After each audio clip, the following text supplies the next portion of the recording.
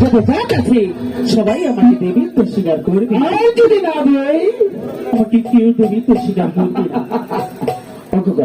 বলুন, চারু যখন ওকে একেবারে স্বীকার করেছে তাকে আর কখনো পরিশ্রম হয়ে যায় না, তাই না? তোমার পুষ্পাঞ্জলি সাধন সদাগর মশাই, বলো, আমি একটি কথা বলবো। বলো, আপনি হলেন এই বিশ্বের সদাগর।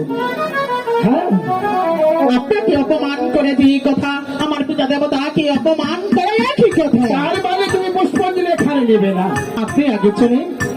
ও সদাগর মশাই, আমি তো এই জায়গায় গম করবো না, তাহলে ওই তো চোখের মাঝে নিন্দা গাছের গোড়া। হ্যাঁ, আমি বুঝতে পেরেছি, ওই গাছটি ঘুরে দিলে আমি সদাই গম দেখো না।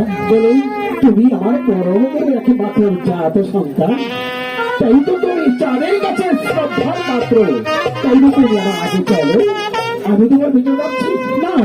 আপনাকে অপমান করে দিয়ে কথা, আমার পিতা দেবতাকে অপমান করে কি কথা রাখি, আপনি আগে চলে। তবে এসো, আমি আমার সঙ্গে এসো কন্যা, চলুন।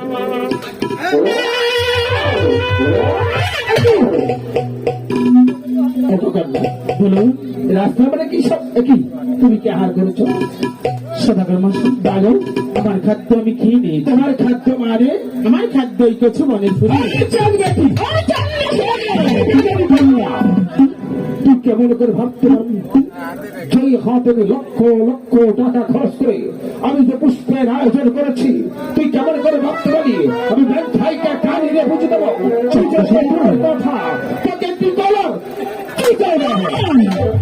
আমার পুষ্পটা তুমি ফেলে দিলে? আমি ফেলে দিয়েছি, জানি কেন ফেলে দিয়েছি। ভাইকা মা দিলে কখনো পুষ্প দেয়নি, আর দেবো না। আমাকে আমাকে আপনি পুষ্পটা দিয়ে দিই। আমি তো তাই বলছি, পুষ্পটা দিয়ে কথা তুমি আর আমি দেবো না।